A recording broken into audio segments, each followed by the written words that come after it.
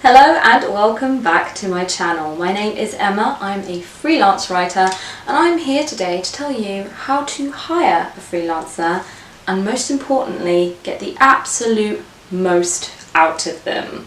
Before we get down to business, don't forget to give this video a thumbs up and subscribe to my channel so that you know where I'm at every week, what I'm about, what's going on, and also I know for you what you like to watch.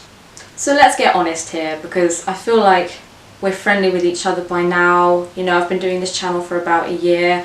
I'm going to assume that you're a long-standing viewer because I'm just naturally optimistic like that.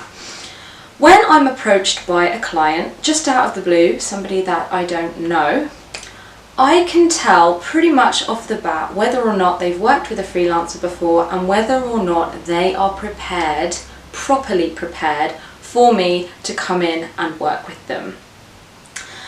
I often receive half-baked briefs that are ridiculously incomplete, vague deadlines, vague objectives, vague brand guidelines, and a lot of poor communication, which are all massive red flags to me as a freelancer, that this client is going to be a huge waste of time, a huge waste of energy, and the job is going to be really unsatisfying for me. I want to go in and really work hard with the time that I've got, because let's face it, I divide my time between a lot of different clients, so I want to be able to feel like I can go in, smash the shit out of it and make a huge difference and really get a great working relationship going. And that is not going to happen if you're not prepared and if you're not really sure where you're at.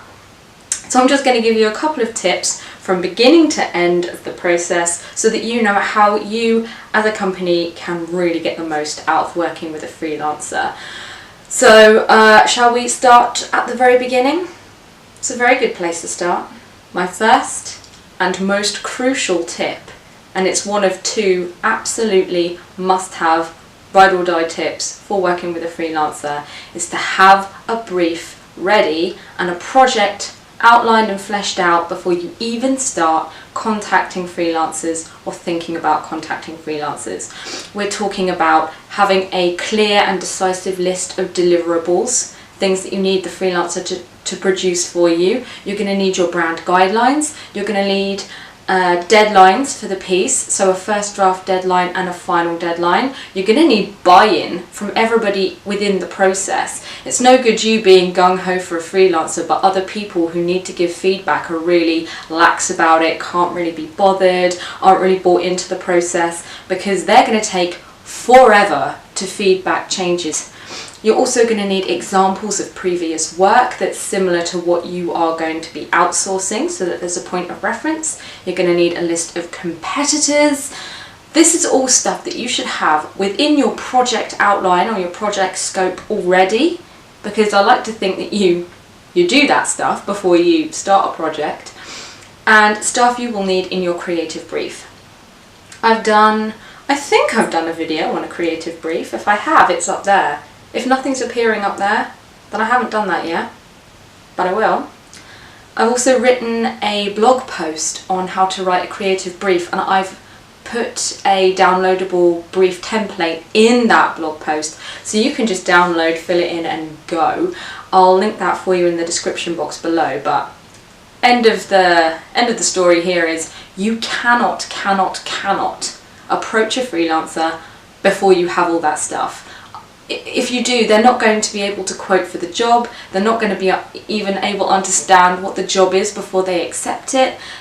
As a freelancer, I like to know what's expected of me, what you need in clear, concrete terms, and then I can properly charge for it, properly assign my time, and really get excited about starting the project. So that's your first tip, and it's one humdinger of a tip, it's a huge one. Next up, do your research. There are thousands of freelance writers, designers, whatevers out there. Thousands. You need to research to find a creative that is experienced within your industry, within your niche, has lots of experience working with companies like you, and that has a vibe and a tone of voice that you think fits well with the culture at your company.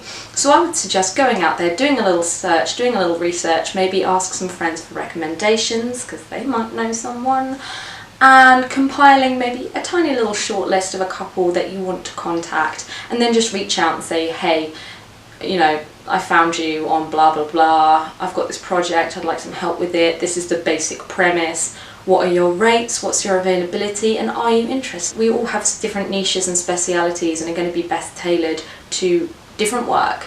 So you're going to get far more out of a writer who's experienced in your industry than somebody that you just randomly plucked out of the sky.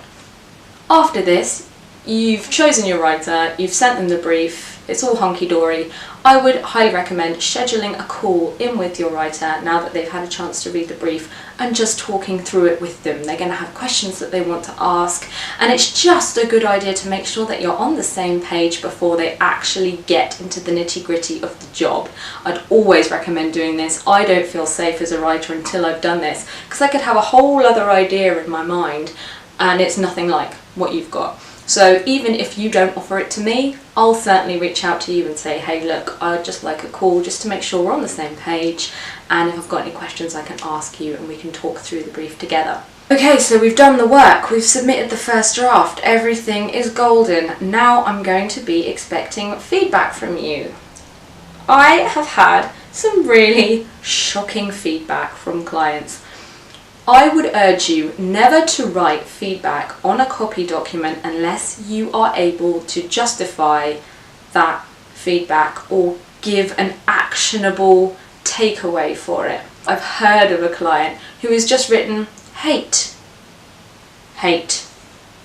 on the document. I've had people write no, but why? Why no? Why don't you like it? How would you like to see it improved? Why doesn't it work? Until I know these things, I can't go away and improve upon what I've already written. I don't know what the mistakes are, and I don't know what you don't like and what is appropriate to do. You need to give me these guidelines so that I can go away and create an incredible second draft that, in theory, only needs a couple of tweaks and edits before it's ready to go. So unless you're giving really good feedback, you're actually making the process a hell of a lot longer for yourself. Also things like too funny, too serious, too playful. But in your mind, what is too playful and what is not playful enough? Until I know those parameters, I'm constantly going to be under or over. You know, to find an equilibrium, I need to know in your mind, in your words, what's too much, what's not enough. So really consider things like that before you're giving feedback. And I would also recommend internally getting all the feedback from everybody on the document, and then you as the project manager would look at that and question it internally before submitting it to a writer. Because I have had feedback land on my desk before, contradictory, from two different stakeholders within the same company asking for two completely different things on one aspect of the copy. That's just not going to work. And then there's loads of back and forth between you, and it delays me, and it delays you. Make sure that as the stakeholder, you yourself are taking ownership of the feedback and just sorting that out internally and all agreeing before you give the amendments back to your writer so that they know exactly where they stand and can make those changes. If you've got any questions that you'd like to ask me, you can sling a comment below, or you can find me on Twitter at @EJCownley, and I'll happily answer them for you, especially if it helps a freelancer get a job, and a good one at that. Don't forget to give this video a thumbs up if you found it helpful and useful, and subscribe to my channel for more wicked badass videos on writing. Until next week, take care, have a good week!